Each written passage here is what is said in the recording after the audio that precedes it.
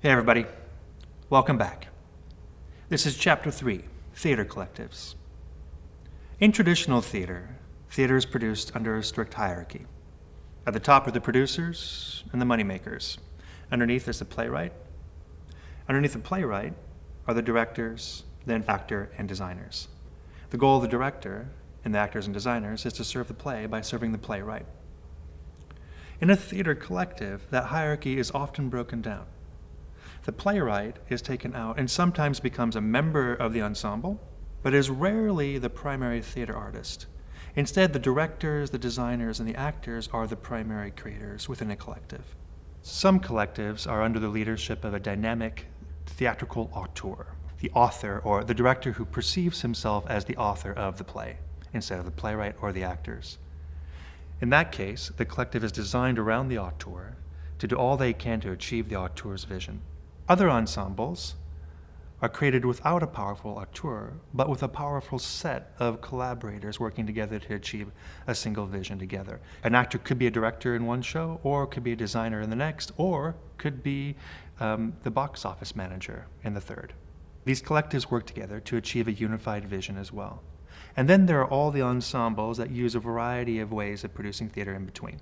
Regardless of how a collective functions, they usually follow a single unified vision to create their work. And that vision impacts how they work with their actors' bodies and voices, how they work with text, and how they work within the rehearsal process to create the work. Finally, that vision is often unified by the ensemble's political, social, religious, and economic beliefs about how the world should work together.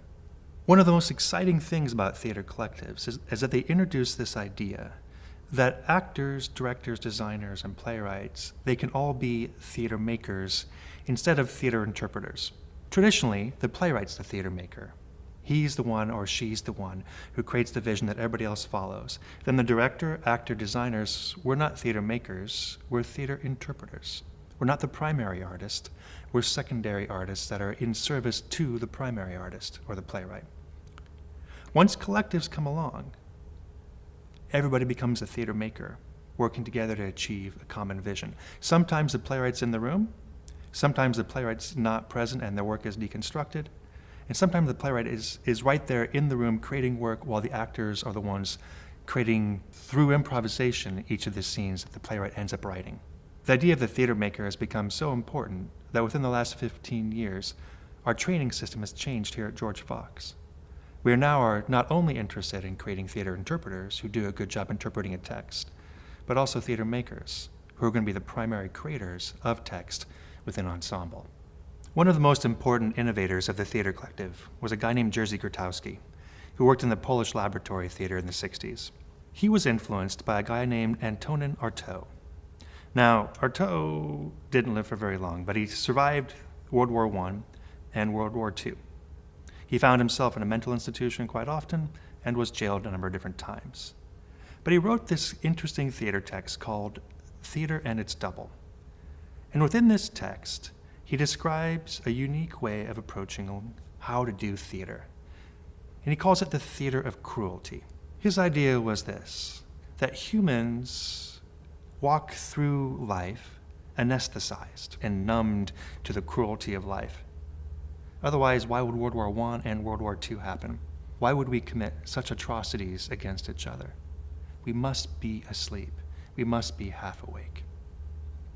So he decided that theater, the thing it should do, the one thing that it had to do, was to awake an audience. So he set about designing a type of theater that was intentionally cruel to its audience. For example, he wrote a play called The Spurt of Blood, in which at a specific moment in the play, cow's blood was spurted all over the audience. Artaud was cruel to his audience. Can you imagine sitting there in the audience covered in cow's blood? In that moment, your senses have been awakened. You might be ticked off, but you are more alive, more ready to respond to the world than you might have been when you entered the theater in the first place. And hopefully when you leave the theater in a few moments, you are more willing and able to confront society's evils. So the goal of theater of cruelty is to bombard you and to break down your defenses so that you become more alert, more awake. One of my favorite quotes from Artaud is that theater has been created to drain the abscesses collectively. What an idea that somehow culture is this boil that needs to be drained, and theater can maybe help do that draining. All right, so back to Jerzy Grotowski and the Polish Laboratory Theater. He adopts some of Antonin Artaud's ideas, though he's not covering the audience in blood. He's covering them, though, in new ideas and using the actor in new ways to enliven the audience. You remember Jerzy Grotowski from one of our first video essays in the class. He described theater as that which takes place between an actor and an audience member. That we don't need costumes, sets, lights, text, etc. But we do need this dynamic interaction between the actor and the audience member. And so in order to create that, he decided to throw traditional proscenium setting with audience here and actors on the stage into disarray. Check out some of these designs. The actors are colored in black and the audience entirely in white. And you can see the audience-actor relationship is entirely different and completely interactive. What you witness as an audience member is going to depend on where you are sitting. And each audience member is going to have a different experience of this play. The second picture from The Constant Prince is much simpler, but you can see again he's playing with actor-audience relationship. And he's designed a space for the actors to be, and he's designed a space for the audience to be. This final picture is from Forefathers' Eve, and it's even more convoluted than the past few. The key question for Grotowski is, how does the audience and the actor interact? And how can we heighten that awareness between the two of them and create dynamic moments for both of them in the space? His ultimate hope in changing how the actor and audience was configured was, like Artaud, to awaken the audience. And he had this very interesting idea about the holiness of the theatrical experience. Let's look at a few of these quotes. He believed in a holy actor, an actor unbound by society, in tune with their bodies and psychic impulses, free to respond authentically and vigorously to stimuli. That somehow the actor was above and beyond the normal human being, because we ask an actor to do things that we would never do. He also believed in a holy audience, that people who are interested in being awoken through a theatrical experience were in and of themselves holy. We, the Polish Laboratory Theater, are concerned with the spectator who has genuine spiritual needs and who really wishes, through confrontation with performance, to analyze himself. I love the idea of a holy audience. And maybe the holy audience is not much different than a holy congregation that gathers together to hear the word or to hear a text and is changed by that experience to go out and make a difference in the world. I love that Grotowski's idea about theater is the same thing as church. Finally, Grotowski's after a holy ensemble. This renewal in theater will come from people who are dissatisfied with the conditions in the normal theater and who take it on themselves to create poor theaters, like Grotowski's, with a few actors, character ensembles, who on their own achieve a technical standard which is far superior to that demanded by prevailing theater. So, when it comes down to it, Grotowski's after a holy experience in this interchange and exchange between the actor and the audience member, that both of them, by being in the same space together and by witnessing the work, will be enlivened and renewed. This whole concept is somewhat bizarre, but maybe Grotowski has a point.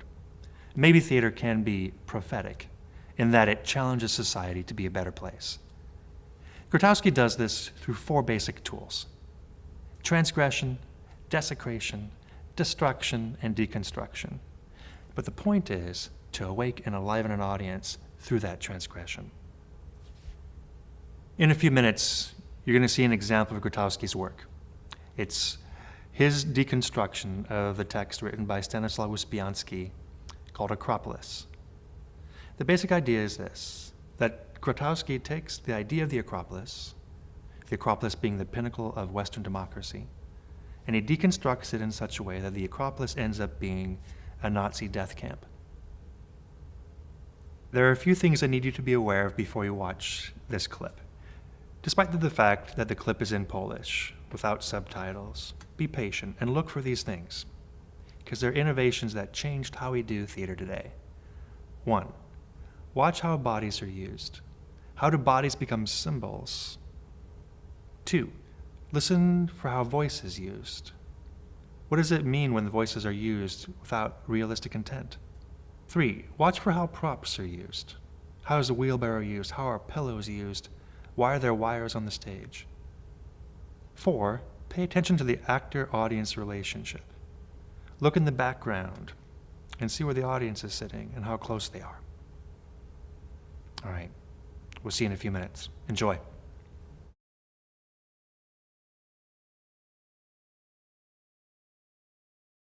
All right, welcome back. We'll leave the Acropolis for our discussion in class. Let's jump right into our next theater collective, the Living Theater, run by Judith Molina and Julian Beck. The Living Theater was an ensemble working in the 1960s that was so radical that by the time they came to 1963, they had to go into voluntary exile and could only work in Europe.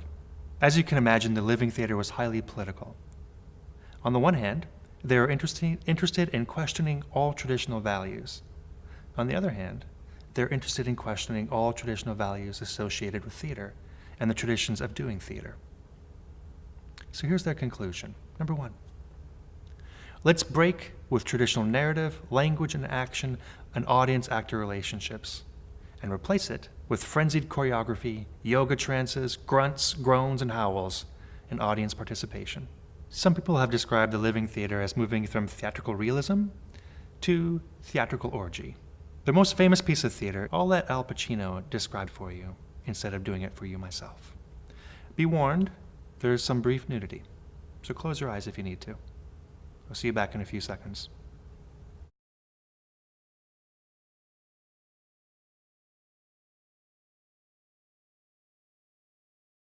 Welcome back. So the Polish Laboratory Theater and the Living Theater were both working in the 1960s. And honestly, they were much more political than some of our theaters today. But the way in which they did theater, the use of body, the use of voice, the use of text, and the use of ensemble to create theater changed the way that we do theater today. Yes, we still have traditional forms of realism in contemporary theater today, but some groups are out there creating really dynamic work by challenging how the actor uses body and voice to create meaning on the stage. And as technology has advanced over the past 50 years, ensembles and collectives have found new and dynamic ways of using design elements to tell story in conjunction with the actor's body. One of the best theater collectives working today is a group called Complicite, working out of London. So before you wrap up for the night, click on their 2-minute promotional video and see what they're doing with the body, with voice, and with technology to create meaning and story. See you next time.